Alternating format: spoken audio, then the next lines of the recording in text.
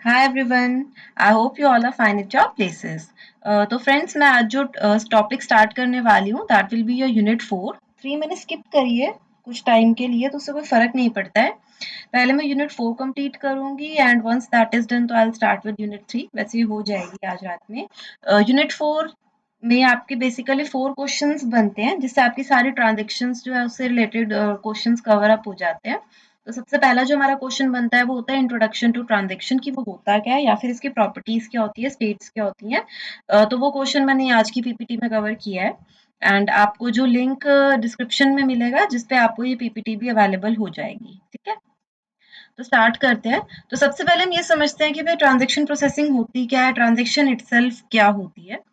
तो सबसे पहले हम समझते हैं कि ट्रांजैक्शन प्रोसेसिंग सिस्टम क्या होता है। They are systems with large database and hundreds of concurrent users executing database transaction। पहले तो ये समझो कि आपके जो कंप्यूटर्स हैं, आपके जो सर्वर्स हैं, किसी ने कोई सॉफ्टवेयर बनाया तो उसको मिलियंस ऑफ यूजर्स एक टाइम पे यूज कर रहे हैं या hundred of concurrent users. Concurrent users कौन से होते हैं? वो लोग जो एक ही टाइम पे सिस्टम को यूज कर रहे हैं। जैसे आपका एटीएम है। एटीएम क्या है? मान लो मैं अभी एटीएम में खड़ी हूँ, मैं ट्रांजैक्ट कर रही हूँ, हो सकता है उसी बैंक में दूसरे एटीएम में कोई पर्सन उसी जगह पे ट्रांजैक्ट कर रहा हो। सेम तीसरा कोई पर्सन उसी सेम बैंक में अपने ट्रांजैक्शन परफॉर्म कर रहा हो। तो आजकल के जो सिस्टम्स है ना आपका जो चल रहा है ऑनलाइन, उसके अंदर क्या हो रहा है, बहुत सारे यूजर्स हैं और वो एक ही टाइम पे एग्जीक्यूट करते हैं अपने वर्क को। तो उस लॉजिकल वर्क को हम क्या बोलते हैं? ट्रांजैक्शन बोलते हैं। तो ट्रांजैक्शन प्रोसेसिंग सिस्टम्स क्या होते हैं? ये वो सिस्टम होते हैं जिनका बहुत बड़ा डेटाबेस होता है और बहुत सारे लोग जो होते हैं उन डेटाबेस पे ट्रांजैक्शन कर रहे होते हैं। जैसे एयरलाइन की रिजर्वेशन हो गई, एयरलाइन रिजर्वेशन भी एक टाइम पे बहुत सारे लोग रिजर्व कर रहे होंगे। बैंक का एग्जांपल दे दिया, क्रेडिट कार्ड का हो गया, स्टॉक मार्केट का हो गया, सुपर मार्केट का हो गया। इन सब केसेस में क्या है कि एक टाइम पे बहुत सारे लोग अपना क्या है कुछ काम कर रहे होते हैं। तो ट्रांजैक्शन प्रोसेसिंग सिस्टम की डेफिनेशन मैंने इसलिए पहले समझाई है क्योंकि ट्रांजैक्शन की फिर समझनी ईजी हो जाएगी। क्योंकि इन सिस्टम पे हम कुछ काम करेंगे तो वो जो काम करेंगे हम वो क्या होता है आपकी ट्रांजैक्शन होती है। तो ये जो सिस्टम होते हैं ना ये रिक्वायर करते हैं कि रिस्पॉन्स टाइम हाई हो, मतलब जल्दी से जल्दी आपको रिस्पॉन्स मिल जाए या जो भी आप वर्क करना चाह रहे हो वो हो जाए। और हाई अवेलेबिलिटी हो for hundreds of concurrent users, मतलब जितने भी लोग उस टाइम एक ही टाइम पे काम करना चाह रहे हैं हम उन सबको अलाउ करते हैं। ठीक है। तो ट्रांजैक्शन क्या होता है आपका? It can be defined as a logical group of task. तो वो सारे टास्क जो आप परफॉर्म कर रहे हो लॉजिकल होने चाहिए, मतलब वो रिलेटेड होने चाहिए आपस में। तो अगर आप आपस में कोई ऐसा काम कर रहे हो तो उसको हम क्या बोलते हैं? Transaction. A single task is the minimum processing unit which can not be divided further.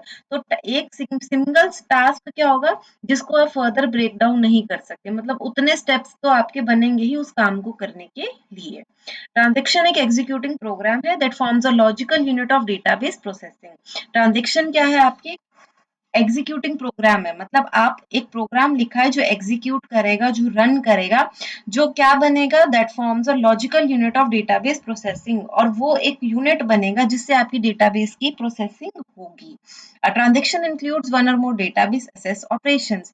Transaction के अंदर बहुत सारे ऑपरेशंस होते हैं, जैसे इंसर्शन हो सकती है, डिलीशन हो सकती है, मॉडिफिकेशन या फिर रिट्रीवल ऑपरेशंस। आपको एसक्यूएल पढ़ाई थी तो ट्रांजैक्शंस जो है, ट्रांजैक्शन के जो प्रोग्राम्स है वो इस लैंग्वेज में लिखे जा सकते हैं। तो ये सारे ऑपरेशन आप उसमें परफॉर्म करते थे।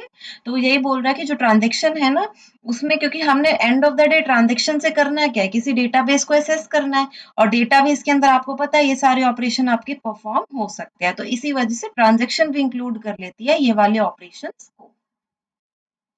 जैसे हम एग्जांपल लेते हैं, एक बैंक है तो यहाँ से आपको बिल्कुल क्लियर हो जाएगा कि ट्रांजैक्शन है क्या। अभी तक हमने ये पढ़ा ट्रांजैक्शन प्रोसेसिंग सिस्टम क्या है? वो सिस्टम जिसमें बहुत सारे लोग काम करने वाले हैं, ये हमने एग्जांपल पढ़ लिया। और मैंने बोला जो आप काम इसमें करोगे उसको हम ट्रांजैक्शन बोल रहे हैं और लॉजिकल यूनिट ऑफ वर्क बोल रहे हैं क्योंकि वो जो काम होगा वो एक टाइप का होगा। अब वो एक टाइप का काम होगा कैसे, अब हम उसको ढंग से पढ़ते हैं। जैसे एक बैंक का एम्प्लॉई है, वो ट्रांसफर करता है 50 rupees from A's account to B's account, तो ये एक काम है, ये पूरा एक काम है। क्यों? क्योंकि 50 रुपए ए से निकालने हैं और बी में डालने हैं, तो ये एक काम है। तो टास्क कैसे परफॉर्म होंगे आपके? सबसे पहले ए का अकाउंट आएगा, ए के अकाउंट को हम क्या करेंगे? ओपन करेंगे। फिर हम उसका बैलेंस जो है, मान लो मैंने किसी वेरिएबल में डाल दिया, मैंने बोल दिया उसको, मैंने ओल्ड बैलेंस में डाल दिया है। अब मैंने क्या करना है? उसका बैलेंस आ गया, ए डॉट बैलेंस का मतलब है कि मान लो बैलेंस नाम का कोई फंक्शन होगा, तो मैंने लिख दिया ए डॉट बैलेंस और मैंने बोला जो वहां से अमाउंट निकली उसको मैंने इस वेरिएबल में डाल दिया। अब मुझे ए में से 50 रुपए माइनस करने थे, तो मैंने लिख दिया ओल्ड बैलेंस माइनस 50। स्पेलिंग गलत हो गया, आप ठीक लिख लेना। ओल्ड बैलेंस माइनस 50 कर दिया। अब ये माइनस करके जो भी वैल्यू आई उसको मैंने न्यू बैलेंस में डाल दिया। ठीक है, ये होना चाहिए ना। मान लो मेरे मेरे मान लो मैं ए हूँ, तो मेरे पास 500 रुपए हैं, तो 500 में से 50 कट जाने चाहिए और मेरे अकाउंट में 450 रह जाने चाहिए। तो वही चीज हमने करी, पहले मेरा बैलेंस रीड हुआ 500 रुपए, उसको मैंने ओल्ड बैलेंस में डाल दिया। फिर ओल्ड बैलेंस माइनस 50 किया, मतलब 500 माइनस 50, 450 बचा, उसको मैंने क्या लिख दिया, न्यू बैलेंस इक्वल टू 450। तो न्यू बैलेंस वाले वेरिएबल में आ गया, यानी ये मेरी न्यू अमाउंट हो गई। तो अब मैंने बोला जो मेरी न्यू अमाउंट इस वेरिएबल में पड़ी है, अब वो क्या हो, वो एसएस हो जाए। वो मैंने दोबारा से क्या किया, फंक्शन चला दिया ताकि ए डॉट बैलेंस हो जाए कि भाई अब ए का बैलेंस ये है। और फिर मेरा अकाउंट बंद हो जाना चाहिए कि जब 50 रुपए निकल गए और मेरा फाइनल 450 हो चुका है, तो अब मेरा बंद करो, उसमें थोड़ा ना ट्रांजेक्शन करते रहोगे। तो मैंने उसको क्लोज कर दिया। तो मैंने यहाँ पर क्या किया, मैंने ओपन किया एक account A, kept the original amount. जो मैंने स्टेप्स करे मैंने उनकी इंग्लिश ही लिखी है कि मैंने उसको फिर ओल्ड बैलेंस नाम के वेरिएबल में डाला है। After that we have subtracted 50 from the old balance as this amount has to be transferred to B's account। ठीक है, तो मैंने उसमें से माइनस करी है क्योंकि वो मैंने आगे देनी है किसी को। तो amount obtained after subtracting 50 is kept in a variable named new balance। तो जो अमाउंट आई है उसको मैंने न्यू बैलेंस में डाल दिया। उसको फिर मैंने परमानेंटली स्टोर किया इन एज अकाउंट। स्पेलिंग का थोड़ा सा ध्यान रख लेना। उसको फिर मैंने स्टोर कर दिया है and his account is further and his account is close till further transaction. और उसके बाद ए का अकाउंट बंद कर दिया है जब तक न्यू ट्रांजेक्शन हमारी नहीं आती। अभी ये तो ए के स्टेप्स थे। अब ये टास्क है। टास्क क्यों है, ये ट्रांजेक्शन क्यों है, क्योंकि ये एक काम है, इतने सारे काम करने में एक काम हुआ। ये लॉजिकल यूनिट है। इस ये नहीं कर सकते कि पहले मैं इसको न्यू बैलेंस डाल दूं और फिर मैं इसको ओल्ड बैलेंस वाला, ये सारे सीरियल ऑर्डर में ही चलेंगे। तो ये लॉजिकल यूनिट है ऑफ वर्क जो आपका जो है कंप्लीट होना चाहिए, तो उसको हम क्या बोलते हैं, ट्रांजेक्शन। तो ये ट्रांजेक्शन का मतलब ये नहीं होता कि एक लाइन, दो लाइन, तीन लाइन, कितनी भी लाइनें हो सकती हैं।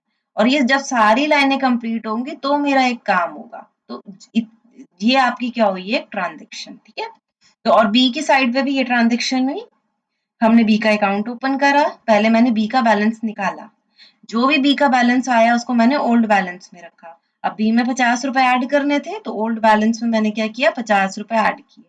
जब वो 50 ऐड हो गए तो वो न्यू में डाल दिए और फिर न्यू को अपडेट कर दिया। बी डॉट बैलेंस को मैंने क्या कर दिया, न्यू बैलेंस, और फिर मैंने इसको बंद कर दिया। ठीक है, आप आंसर बढ़ाने के लिए इसकी इंग्लिश लिख लेना। तो बेसिकली मैंने क्या किया, जो उसका ओल्ड बैलेंस था उसमें 50 रुपीज ऐड कर दिए, उस वेरिएबल में डाले और फिर न्यू बैलेंस वेरिएबल को मैंने अपडेट कर दिया। बी डॉट बैलेंस को मैंने अपडेट कर दिया फंक्शन चला के। तो अगेन ये लॉजिकल यूनिट ऑफ वर्क है, इसलिए हम इसको ट्रांजेक्शन बोलते हैं। तो ये एग्जांपल्स थे कि ट्रांजेक्शन होते कैसे हैं। इसके बाद आता है आपके ऑपरेशंस ऑन ट्रांजेक्शंस। तो देखो, they are mostly two commonly used operations. सबसे ज्यादा दो यूज होते हैं, एक होता है रीड एक्स, एक होता है राइट एक्स। रीड का मतलब क्या होता है कि आप, read operation is used to read the value of X. X क्या है, आपका डेटा आइटम, कोई डेटा आइटम है। अभी आगे हम बहुत ट्रांजेक्शंस करने वाले हैं तो हमको मीनिंग समझ में आ जाएगा इसका। Read operation is used to read the value of X from the database. ठीक है, एक्स मान लो कोई डेटा वेरिएबल है या आइटम है, उसकी वैल्यू अगर मैं पढ़ना चाहती हूँ डेटाबेस में, डेटाबेस में सारा डेटा पड़ा है, मेरे को क्या करना है, किसी एक पर्टिकुलर वेरिएबल की वैल्यू को पढ़ना है कि उसकी वैल्यू है क्या। ठीक है, और उसको पढ़ने के लिए मुझे क्या करना पड़ेगा, उसको मेन मेमोरी में बफर में डालना पड़ेगा। ठीक है, जब भी आप डेटाबेस ओपन करोगे तो कंप्लीट डेटाबेस ओपन नहीं होता है। होता क्या है कि जो डेटाबेस के अंदर वैल्यू स्टोर्ड होती है ना आपकी, वो क्या करती है, कॉपी होती है मेन मेमोरी के अंदर, जिसको हम बफर बोलते हैं। हम कभी भी डायरेक्ट डेटाबेस के ऊपर काम नहीं करते। हम क्या, क्योंकि कई बार ट्रांजेक्शन फेल भी तो हो जाती है ना, कई बार आपका नेटवर्क चला जाता है, कई बार कुछ हो जाता है, तो ट्रांजेक्शन फेल हो जाती है। तो इसी वजह से हम क्या करते हैं, डेटाबेस पे अगर मुझे काम करना है, मान लो आपके अकाउंट से ट्रांजैक्शन हो भी रही है, तो वो डायरेक्ट उस पे काम नहीं करता है। वो पहले क्या करेगा, उस डेटाबेस की वैल्यू को मेन मेमोरी के बफर में, मतलब मेन मेमोरी के अंदर ही छोटा सा अपना टेम्परेरीली वो एक अपनी एक मेमोरी रख लेगा, उसको हम बफर बोलते हैं शॉर्ट टर्म पीरियड के लिए, उसके अंदर सारे काम करता है। तो बफर वर्ड आपको याद होना चाहिए। तो रीड ऑपरेशन क्या करेगा, रीड करेगा value of X from the database और उसको स्टोर कर देगा बफर के अंदर, मेन मेमोरी के अंदर। राइट एक्स क्या करता है, it is use to write value back to the database from the buffer. एक बार बफर में मॉडिफिकेशंस हो गई, सारा फाइनल सब कुछ हो गया, जब डिसाइड हो गया कि हाँ सब चेंजेस हो चुके हैं, तो फिर उस वैल्यू को दोबारा से अपडेटेड वैल्यू को डेटाबेस के अंदर अगर आपको सेव करना है तो उस ऑपरेशन को हम क्या बोलते हैं, राइट बोलते हैं। अगर डेटाबेस की वैल्यू को रीड करना है तो वो रीड है, मतलब पढ़ना है कि डेटाबेस में स्टोर किया है। अगर आपने मेमोरी के अंदर बफर में बहुत सारे चेंजेस कर लिए, सब कुछ हो गया विदाउट फेलियर, अगर आपको लगता है कि मेरा सारा काम हो चुका है और अब डेटाबेस में ये वैल्यू चली जानी चाहिए, तो जब आप उसको राइट बैक करते हो तो उसका जो ऑपरेशन यूज होता है दैट इज आर राइट। तो जैसे अगर हम प्रीवियस एग्जांपल को यूज करें जहाँ पे A wanted to transfer 50 rupees to B, तो अगर हम उसकी ट्रांजेक्शन लिखें तो वो तो सिंपल प्रोग्राम की फॉर्म में आप लगा सकते हो, प्रोग्राम भी नहीं है, वो तो बस एक एग्जांपल था कि ट्रांजेक्शन जैसे लिखते हैं। लेकिन एक्चुअल में आपके जो ऑपरेटर्स की हेल्प से ये लिखें तो ऐसे होना था, रीड एक्स, पहले वैल्यू रीड करते हैं उसकी, x equal to X minus 50, जो वैल्यू थी बैलेंस की, x का मतलब है यहाँ पे जो उसका अकाउंट ए का जो वेरिएबल, जिस वेरिएबल ने उसके सारे पैसों को स्टोर कर रखा था, तो वो आपने पहले रीड करनी थी डेटाबेस में से, उसमें से 50 रुपए माइनस करने थे। ये वाला स्टेप होता है आपका मेमोरी के बफर में, और जब वो हो जाता तो फिर आप राइट टेक्स्ट कर देते, फिर आप क्या करते डेटाबेस के अंदर उसको अपडेट कर देते। और अगर हम उसकी बात करें बी वाली साइड पे, तो पहले वो उसके वेरिएबल को पढ़ता जिसके अंदर उसका एक्चुअल अमाउंट पड़ा था बी का, यानी उसने रीड किया वाई को, फिर वाई प्लस 50 कर दिया कि जो वेरिएबल उसका पड़ा हुआ है उसमें 50 रुपए ऐड कर दे। अगर विदाउट फेलियर सारा कुछ ठीक ठाक हो जाता तो फिर डेटाबेस के अंदर हम उस वैल्यू को राइट कर देते। ठीक है, तो जहां मैंने इतना कुछ लिखा ट्रांजेक्शन की फॉर्म्स में बस इतना लिखा जाता है। तो अगर इन्हीं स्टेप्स को अब मैं फॉर्मली डिक्लेयर करूं कि रीड एंड राइट में होता क्या है, एक्चुअल स्टेप्स क्या है और राइट में एक्चुअल स्टेप्स क्या है, तो वो मैंने ये लिखा है, executing a read item command includes the following steps. मतलब अगर मैं रीड आइटम कर रही हूँ तो उसके अंदर हो क्या रहा है, फाइंड, सबसे पहले रीड करना है, तो रीड करने के लिए उसको डेटाबेस तक जाना पड़ेगा। डेटाबेस कहाँ पे, आपका हार्ड डिस्क में स्टोर होता है, तो वो यही बोल रहा है फाइंड। अब रीड कर किसको रहे हैं हम, एक्स को कर रहे हैं, तो वो यहाँ पे यही बोल रहा है आपको सबसे पहले find the address of the disk block that contains item x. क्या बोल रहा है वो आपको, find the address of the disk block, ठीक है, मतलब हार्ड डिस्क के अंदर वो ब्लॉक ढूंढो जिसमें वो आइटम एक्स पड़ी है। ठीक है, उसके बाद क्योंकि मैंने बोला डायरेक्ट डेटाबेस पे तो हम काम करते नहीं, हम उसकी कॉपी लेके जाते हैं मेन मेमोरी के अंदर जिसको हम बफर बोल देते हैं। तो copy that disk block into a buffer in the main memory, फिर उस डिस्क ब्लॉक को बफर में कॉपी कर लो। Copy item X from the buffer to the program variable named X. अब क्या होगा, आपने क्या किया, अब आपको रीड करना था ना आइटम एक्स को, तो पहले आपने उसका एड्रेस ढूंढा, एड्रेस ढूंढने के बाद आपने उस पूरे डिस्क ब्लॉक को बफर में डाल दिया। इसके बाद आप क्या कर रहे हो, copy item X from the buffer to the program variable named X. अब आपने रीड किया तो उसको कोई प्रोग्राम यूज भी तो करेगा ना, तो उसने बोला अब उस प्रोग्राम उस बफर में से उस आइटम एक्स को कॉपी कर लो। ठीक है, और अब जो प्रोग्राम हम मान रहे हैं, हम उस प्रोग्राम का नाम भी एक्स ही यूज कर रहे हैं, तो उस प्रोग्राम के अंदर जिस वेरिएबल का नाम एक्स है, अब उस आइटम को वहां पे उसकी वैल्यू डाल दो और उसमें ट्रांजेक्शन में काम करवाना स्टार्ट कर दो। मतलब हम ये मान के चल रहे हैं कि एक्स जब हमने रीड कर लिया तो डेटाबेस में भी इसका नाम एक्स ही था और प्रोग्राम में भी इसका नाम हम मान के चल रहे हैं कि एक्स ही है। तो जब कॉपी होकर डिस्क के पास आ गया तो अब यहाँ यूज करना स्टार्ट कर। ठीक है, अगर आपको राइट आइटम एक्स करना है तो फिर क्या करोगे, find the address of the disk block that contains item x. सबसे पहले अब राइट करना है ना, इसका मतलब मेमोरी से उठा के डेटाबेस में डालना है, ये करना है। तो सबसे पहले आपको करना क्या पड़ेगा, find the address of disk block that contains item x. अब हम ये मान के चलेंगे कि हो सकता है आपका पहले से वो हो भी वहां पे, ये हो सकता है केस। ठीक है, तो सबसे पहले find the address of the disk block that contains item x. सबसे पहले हार्ड डिस्क में जाओ और वहां पे ढूंढो जहां पे ये आइटम थी, जहां से पहले आपने कभी उठाई होगी, कॉपी करी होगी और उसमें चेंजेस करे होंगे। तो पहले अब हार्ड डिस्क में इसको दोबारा से ढूंढो, copy that disk block into a buffer in the main memory, और उस डिस्क ब्लॉक को बफर में कॉपी कर लो। Copy item X from the program variable, अब मेन मेमोरी में कॉपी हो गया ना वो, अब copy item X from the program variable named X, मतलब जिस प्रोग्राम में एक वेरिएबल था एक्स नाम का, जहाँ पे आपने उस पे सारा काम किया था, जहाँ पे उस पे अपडेशन हुई थी, तो अब उसको कॉपी कर लो, ठीक है? Into its correct location in the buffer. कहाँ पे? उसको कॉपी करके कहाँ डालना है? बफर में डाल दो। मतलब पहले तुमने हार्ड डिस्क में गए, हार्ड डिस्क में जो एक्स जहाँ पर था तुमने ढूंढ लिया, उसकी वैल्यू, उसका ब्लॉक ढूंढ लिया और उसको तुमने मेन मेमोरी में कॉपी किया। उसके बाद अब जो मेन मेमोरी में गया है ना, अब वो क्या है? वो पुरानी वैल्यू है, ठीक है? मतलब जो कभी यहाँ पे पुरानी वैल्यू रही होगी y की, वही मैंने कर ली, क्योंकि मैंने अब जैसे मान लो यहाँ पे y+50 किया है, तो मेरे को ये नई वाली वैल्यू अपडेट करानी है ना, तो नई वाली वैल्यू अपडेट कराने के लिए पहले मैं बोल रही हूँ कि जो पुरानी वैल्यू है y की, वो डेटाबेस से उठाओ और मेमोरी में उसका ब्लॉक खोल दो। खोल दिया, उसमें पुरानी वैल्यू आ रही है। अब मैंने बोला जो प्रोग्राम उसको यूज कर रहा है उस वैल्यू को, वहां पे जाओ और जो उसने अपडेटेड वैल्यू लिखी हुई है उसको कर लो कॉपी। कॉपी कर लिया, कॉपी करने के बाद उस वाला जो बफर में तुमने खोल रखा है, वहां पे इसको आप चेंज कर दो, मॉडिफाई कर दो, अपडेट कर दो, ठीक है? तो store the updated block from, अब अपडेट हो चुका है उसमें, अब ये वाला बफर के अंदर अपडेटेड वैल्यू है राइट ऑपरेशन की, तो अब ये वाला जो बफर है, अब इसको स्टोर कर दो from the buffer back to the disk. अब इस अपडेटेड वैल्यू को दोबारा से हार्ड डिस्क के अंदर डाल दो, ठीक है? तो ये जो स्टेप होता है, अब इसने क्या किया है, डेटाबेस पे एक्चुअल में अपडेशंस करी, फाइन। तो ये जो आप ऑपरेशंस परफॉर्म करते हो, ये कुछ इस ढंग से वर्क करते हैं। इसके बाद आपको ट्रांज़ैक्शन की स्टेट्स आनी चाहिए और कुछ एडिशनल ऑपरेशंस आनी चाहिए। मतलब क्या, ट्रांज़ैक्शन हमको पता है कि एक एटॉमिक यूनिट है, मतलब एक ऐसा काम है जिसको आप तोड़ नहीं सकते। अब जैसे ये वाला जो काम है, इसको आप तोड़ नहीं सकते, ये एंटायरिटी में कंप्लीट होगा। तो वो यही बोल रहा है कि एक एटॉमिक वर्क है that is either completed in entirety और नॉट डन एट ऑल। जिसमें या तो ये पूरा होगा, नहीं तो नहीं होगा। यानी या तो 50 रुपए यहाँ से कटेंगे और इधर ऐड होंगे, नहीं तो कुछ भी नहीं होगा।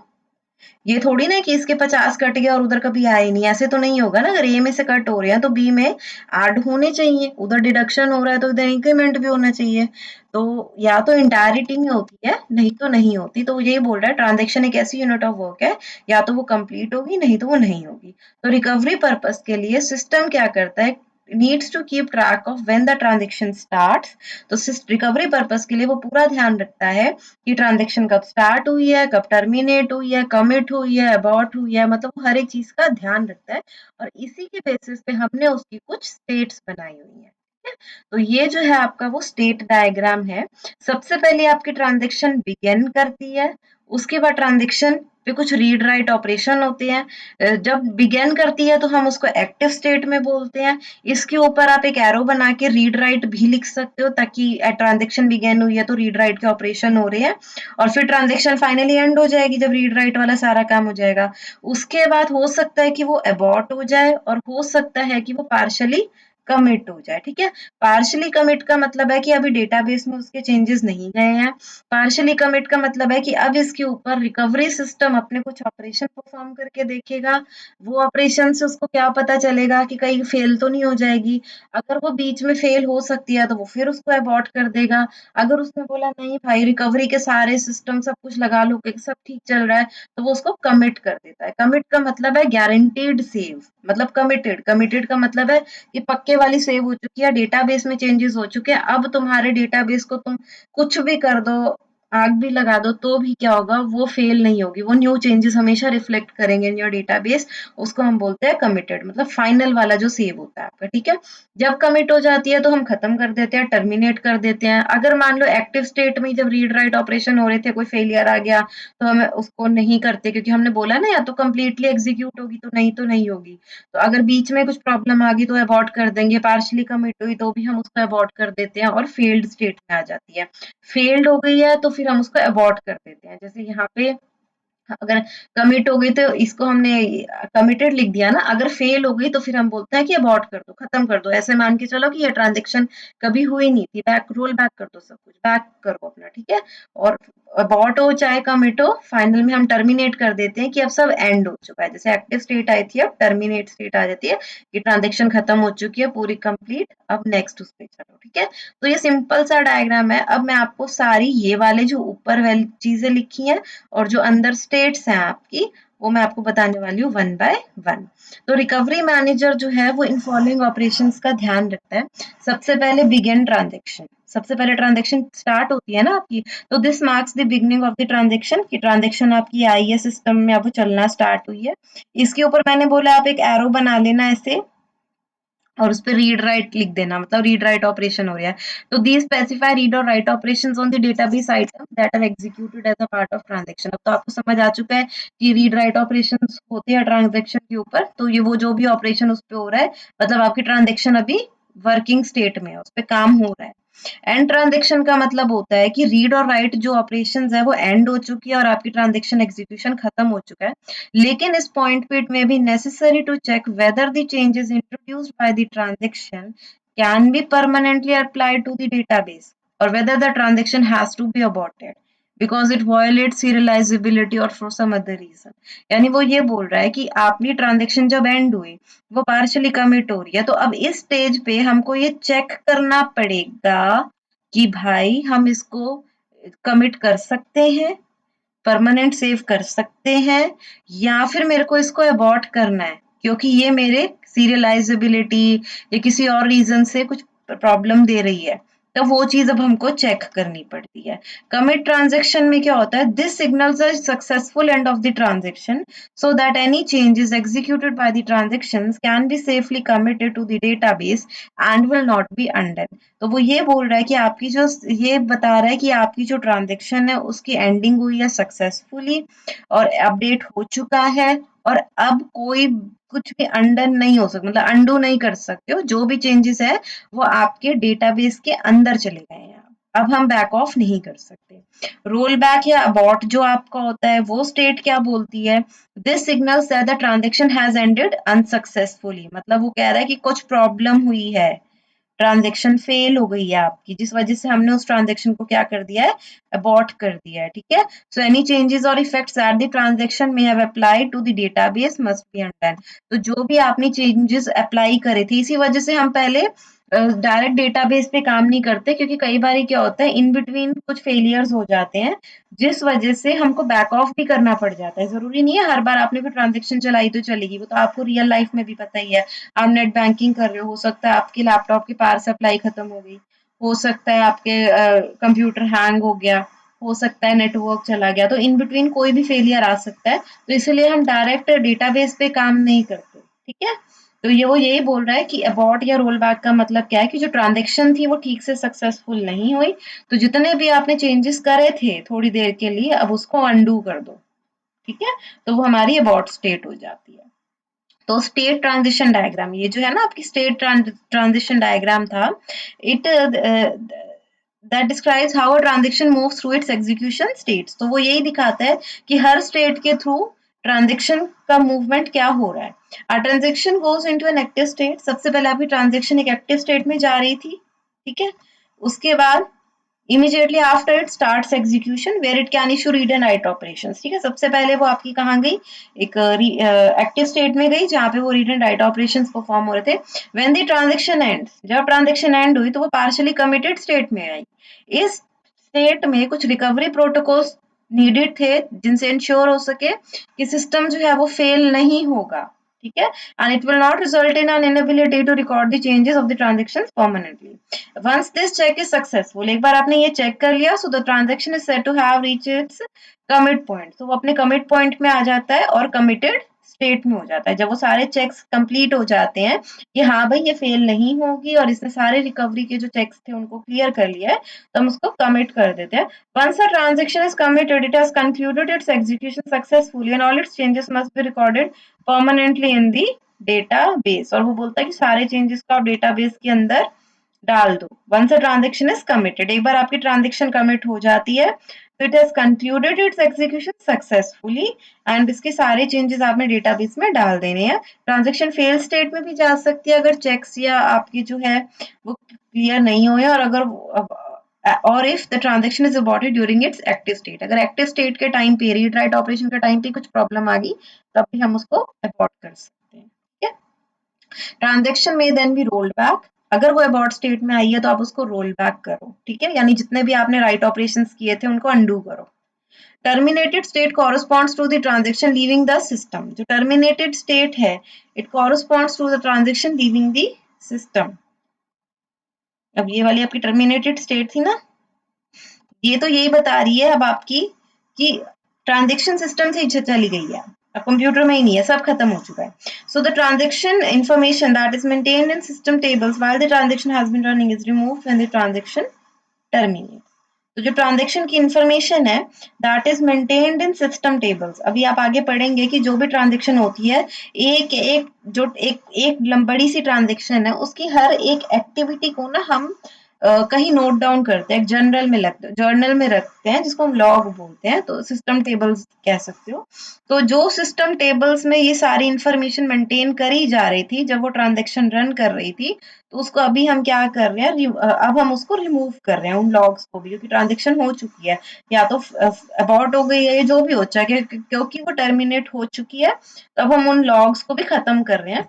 फेलिंग और अबॉर्टेड ट्रांजैक्शन को हम दोबारा से रीस्टार्ट कर सकते हैं, ऑटोमेटिकली भी हो जाती है, या दोबारा से रीसबमिट कर दो सिस्टम में as a brand new transaction. ठीक है, नेक्स्ट आता है डियर आपका प्रॉपर्टी। तो ये आपका था कि ट्रांजैक्शन एक्चुअल में वर्क कैसे करती है, उसकी लाइफ साइकिल क्या है या स्टेट क्या है।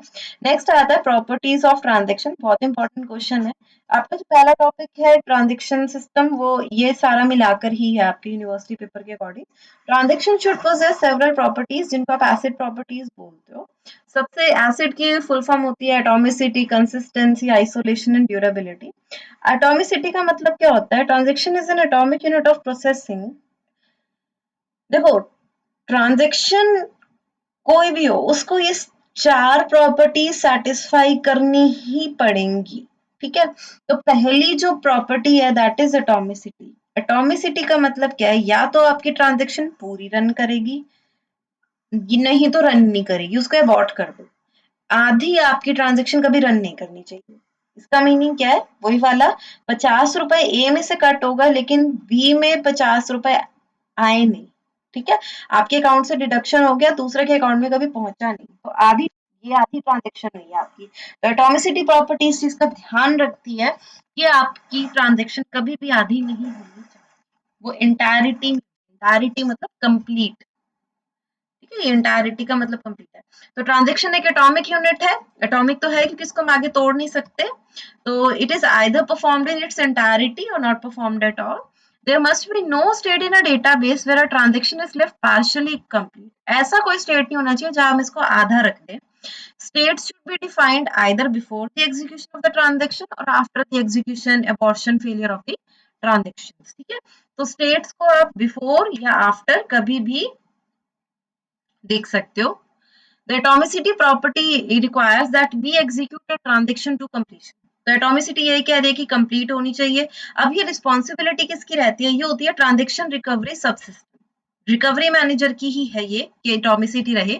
If a transaction fails to complete, such a system crash in the midst of transaction execution, the recovery technique must undo any effect of the transaction on the database. वो यहाँ ये बोल रहा है, मान लो अगर किसी रीजन से कोई ट्रांजेक्शन आधी रह जाती है, क्रैश हो जाता है, कुछ भी हो जाता है, तो रिकवरी मैनेजर क्या करेगा, उसी टाइम उस ट्रांजेक्शन को अंडू कर देगा। उसने कोई भी चेंज अगर सिस्टम में करा होगा, अब तक हम पढ़ चुके हैं कि वो बफर में हो रहे होते हैं, डेटाबेस में तो वो नहीं हो रहे होते, तो कोई प्रॉब्लम तो है ही नहीं, बस उनको अंडू कर दो। डेटाबेस तक वो चेंजेस नहीं जानी चाहिए। ठीक है, एटॉमिसिटी में आपके 2 ऑपरेशंस होता है, एक अबॉर्ट होता है और एक कमिट होता है। अगर ट्रांजेक्शन अबॉर्ट कर रही है then all the changes are not visible. अगर ट्रांजेक्शन कमिट कर रही है तो सारे के सारे चेंजेस आपको डेटाबेस में विजिबल होंगे। जैसे हम एक एग्जांपल लेते हैं, एक ट्रांजेक्शन टी है, T following transaction T consisting of T1 and T2। कई ठीक है, ए कंसिस्ट ऑफ, मान लो T1 ट्रांजेक्शन जो रन कर रही है वो डेटा वेरिएबल ए पे वर्क कर रही है और T2 जो है वो डेटा वेरिएबल बी पे वर्क कर रही है। उसने बोला ए के पास ए जो है वो 500 रुपए की वैल्यू को कंसिस्ट कर रहा है, बी जो है 200 की। ए ट्रांसफर कर रहे हैं हम 100 from account A to account B. ठीक है, सिंप्लीफाइड फॉर्म में लिख लेते हैं, ए से बी हम 100 रुपया ट्रांसफर कर रहे हैं। तो ट्रांसफरिंग का मतलब क्या होगा, ए की वैल्यू रीड होगी, ए में से 100 माइनस होगा और राइट कर देंगे हम ए को, बी को हम रीड करेंगे, उसमें वाई को हम ऐड करेंगे और यहाँ पे आप बी लिख लेते वाई की जगह, हाँ ये गलती होगी, यहाँ पे आपका बी आएगा, B equal to B plus 100 और यहाँ पे आप बी को राइट कर दो। फाइन, तो आफ्टर कंप्लीशन ऑफ ट्रांजेक्शन ए में आपके कितने रहने चाहिए, 500 रुपए थे, 400 रह जाएंगे और बी में 200 थे, 300 हो जाने चाहिए। ठीक है, तो अगर कंप्लीट ट्रांजेक्शन रन करेगी आपकी तो यही चेंजेस होंगे। लेकिन अगर इफ द ट्रांजेक्शन फेल कर जाती है, कब फेल करती है? After completion of T1 but before completion of T2। तो यहाँ से तो पैसा कट गया, यहाँ पे 400 हो गए, लेकिन यहाँ कभी 300 हुए नहीं। तो ये आपकी एक इनकंसिस्टेंट डेटाबेस स्टेट हो सकती है। तो in order to ensure correctness कि डेटाबेस हमेशा करेक्ट वैल्यू दे, यहाँ से कम यहाँ से ज्यादा, तो हम क्या करेंगे, उसको हम कंप्लीट चलाएंगे। तो इसी वजह से आपकी एटॉमिसिटी प्रॉपर्टी एग्जीक्यूट होनी चाहिए, मतलब या तो पूरी हो नहीं तो नहीं हो। ठीक है, बस इतना ध्यान रखना है। कंसिस्टेंसी प्रिजर्वेशन या कंसिस्टेंसी भी आप सिर्फ लिख सकते हो, ये आपकी सेकंड प्रॉपर्टी है। Transaction is consistency preserving if its complete execution takes the database from one consistent state to another. ये मान के चलते हैं अगर आपका डेटाबेस पहले कंसिस्टेंट था तो वो बाद में भी कंसिस्टेंट ही रहना चाहिए। No transaction should have any adverse effect on the data residing in the database. तो पहले मैं आपको एग्जांपल बता देती हूँ, उसके बाद फिर हम थ्योरी पढ़ लेंगे। एग्जाम्पल ये है कि पिछला जो हमारा एग्जाम्पल था, पहले 500 रुपए थे ए के पास, इसके पास 200 रुपए थे। तो प्रीवियस स्टेट क्या थी? जब ये ट्रांजेक्शन नहीं हुआ था तो प्रीवियस स्टेट ये थी कि ए और बी का पैसा मिला के 700 रुपए थे। जब ये ट्रांजेक्शन अगर ढंग से कंप्लीट हो जाएगी तो यहाँ पे कितना रह जाएगा? 400, यहाँ पे होगा 300। तो आफ्टर कंप्लीशन भी हमारे पास 700 रुपया ही रहेगा इनका टोटल। तो ये होती है कंसिस्टेंसी। ठीक है, तो कंसिस्टेंसी में वो ये बोलता है कि अगर पहले कंसिस्टेंट था, बाद में भी कंसिस्टेंसी रहनी चाहिए, कोई वैल्यूज रहनी चाहिए। No transaction should have any adverse effect on the data residing in the database. If the database was in consistent state before the execution, it must remain consistent after the execution. The preservation of consistency is generally considered to be the responsibility of programmers who write the database programs or of the DBMS module that enforce integrity constraint. तो ये किसकी responsibility में आता है? जो लोग programmes लिखते हैं, क्योंकि वो हम मान के चलते हैं कि तुम प्रोग्राम ही ऐसा लिखो कि बीच में कोई गड़बड़ ना हो। तो वो आगे पढ़ना है हमने कि वो हम कैसे लिख सकते हैं ऐसे प्रोग्राम्स, या हम कैसे चेक कर सकते हैं कि कंसिस्टेंसी जो है वो मैनेज रहे। A consistent state of the database satisfy the constraints on the database that it should। तो समझ में आया कंसिस्टेंसी का मीनिंग। नेक्स्ट होता है आइसोलेशन। आइसोलेशन का मतलब क्या होता है कि मान लो 100 लोग या 200 लोग एक टाइम पे एटीएम चला रहे हैं पीएनबी बैंक का, मान लेते हैं। तो मैं अगर चला रही हूँ तो जो मेरे ट्रांजेक्शन हो रही है उसको ये नहीं पता होना चाहिए कि 99 और लोग भी उस टाइम पे काम कर रहे हैं। क्योंकि अगर इंटरफेरेंस हुई, मेरे वाला दूसरे वाले के साथ इंटरफेयर की ट्रांजेक्शन, फिर तो क्या होगा? हो सकता है मेरे में मैं निकाल रही थी 100 रुपए, वो 1000 रुपए निकाल रहा था। हो सकता है मेरे वाला 1000 निकाल दे, उसके वाला 100 निकाल दे। ये हो सकता है ना कई बार। तो वो चीज हमको प्रिवेंट करनी है। हमको क्या ध्यान रखना है कि अगर मेरी ट्रांजेक्शन चल रही है और साइड बाय साइड पैरेलल में कोई और भी ट्रांजेक्शन कर रहा है, तो उन दोनों ट्रांजेक्शंस को पता नहीं होना चाहिए। उसके ओपिनियन में वो अकेली इंडिपेंडेंटली रन कर रही है और पूरी दुनिया में कोई और ट्रांजेक्शन रन नहीं कर रही। सिमिलरली उसको दूसरी ट्रांजेक्शन को भी ये लगना चाहिए कि इस सिस्टम पे अकेली वो वर्क कर रही है, पूरी एंटायर वर्ल्ड में कोई और ट्रांजेक्शन रन नहीं कर रही उस पर्टिकुलर सिस्टम या सर्वर पे। ठीक है, तो इसको हम बोलते हैं आइसोलेशन। यानी जब आपका कॉन्करेंट एग्जीक्यूशन हो रखा होता है, साइमल्टेनियसली ट्रांजेक्शंस रन कर रही होती हैं, तो उनको अपीयर ऐसा करना है कि कोई और ट्रांजेक्शन जो है वो एग्जिस्टेंस में ही नहीं है, कोई किसी के काम में इंटरफेयर नहीं करेगा। तो in a database system where more than one transaction are being executed simultaneously, a transaction should appear as though it is being executed in isolation from other transactions। उनको ऐसे लगना चाहिए कि कोई दूसरा है ही नहीं। Execution of a transaction should not be interfered with any other transaction executed concurrently. No transaction will affect the existence of any other transaction। कोई दूसरे को exist किसी और को इफेक्ट नहीं करेगा। Isolation is enforced by concurrency control subsystem. तो इसका ध्यान कौन रखता है? कॉन्करेंसी कंट्रोल मैनेजर रखता है। जैसे अगर हम प्रीवियस एग्जांपल में आइसोलेशन देखते हैं, तो if the transaction T1 is being executed and using the data item X, then the data item can't be accessed by any other transaction T2 until the transaction T1 ends। मान लो T1 जो है आपका, वो किसी data item X को, मान लो यहाँ पे वो A को यूज कर रहा है, तो जब तक ये ए को यूज कर रहा है, कोई और ट्रांजेक्शन ए पे काम नहीं कर सकती। इसके ओपिनियन में ए सिर्फ मैं ए में मेरा वेरिएबल था, मैं ही काम कर सकता हूँ, उस ए के ऊपर कोई और काम नहीं कर सकता। ठीक है, तो ये आइसोलेशन होती है क्योंकि उसके हिसाब से है ही नहीं एग्जिस्टेंस में।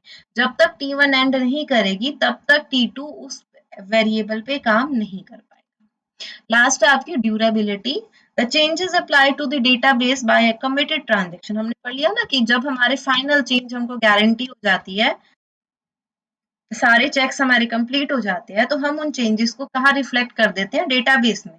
बफर से डेटाबेस में कॉपी कर देते हैं, जहाँ पे वो हमेशा के लिए प्रिजर्व हो जाते हैं, वो सेव हो जाते हैं, तो उसको हम कमिटेड बोलते हैं। ठीक है, तो आपका जो ड्यूरेबिलिटी है वो क्या बोलता है, जो चेंजेस आपने अप्लाई करे डेटाबेस पे by a committed transaction must persist in the database, मतलब उनको डेटाबेस में अब रहना पड़ेगा। These changes must not be lost because of any failure. अब ये नहीं है कि डेटाबेस में सेव करने के बाद भी तुम कह रहे हो कि डेटाबेस क्रैश हो गया, सिस्टम हैंग हो गया, लाइट चली गई, कोई पावर फेलियर हो गया, किसी भी रीजन से आप ये नहीं कह सकते कि अब डेटाबेस में वो वाले नए चेंजेस चलेंगे। नहीं, अगर ट्रांजेक्शन एक बार कमिट होगी तो वो चेंजेस हमेशा के लिए परसिस्ट रहेंगे, वही रहेंगे। ठीक है, if a transaction updates a chunk of data in the database and commits, then the database will hold the modified data। तो डेटाबेस में वो हमेशा के लिए मॉडिफाइड डेटा आ चुका है। अगर ट्रांजेक्शन कमिट करती है लेकिन सिस्टम फेल कर जाता है before the data could be written on the disk, अब ये एक अलग केस है। ट्रांजेक्शन ने कमिट तो कर दिया लेकिन सिस्टम फेल हो गया इससे पहले कि वो डिस्क पे लिखा जाता, then the data will be updated once the system springs back into action. क्योंकि वो ट्रांजेक्शन अब कमिट हो चुकी है लेकिन फेलियर हो गया कमिट के बाद और हार्ड डिस्क पे वो सेव हुआ नहीं था, उस केस में तो वो हम अपडेट करेंगे, क्योंकि मैंने बोला ना जो भी ट्रांजेक्शन चल रही होता है साथ में आपका लॉग फाइल चल रही होती है, एक एक एक्शन लिखा जा रहा होता है। ठीक है, तो उस लॉग फाइल की हेल्प से वहां से हम वो अपडेटेड वैल्यूज उठाएंगे कि क्या क्या चेंजेस हुए थे और फिर हम उस हार्ड डिस्क के ऊपर रखेंगे। तो ये जो रिस्पॉन्सिबिलिटी है ये आपकी रिकवरी सब सिस्टम है और ये सारा डिटेल में हम एग्जाम्पल पढ़ेंगे जब मैं आगे का टॉपिक आपको बना दूंगी कल। ठीक है, तो अभी हम डिटेल में पढ़ेंगे but from theoretical point of view भी आपको इतना ही समझना जरूरी था। तो यहाँ पे आपका फर्स्ट पार्ट की इंट्रोडक्शन टू ट्रांजेक्शन, ट्रांजेक्शन होती क्या है, उसकी प्रॉपर्टीज क्या होती है और उसके स्टेट डायग्राम क्या है वो कंप्लीट होता है। I hope you are going to like this lecture. अगर अच्छा लगे तो kindly subscribe my channel and like my video. Thank you, bye bye.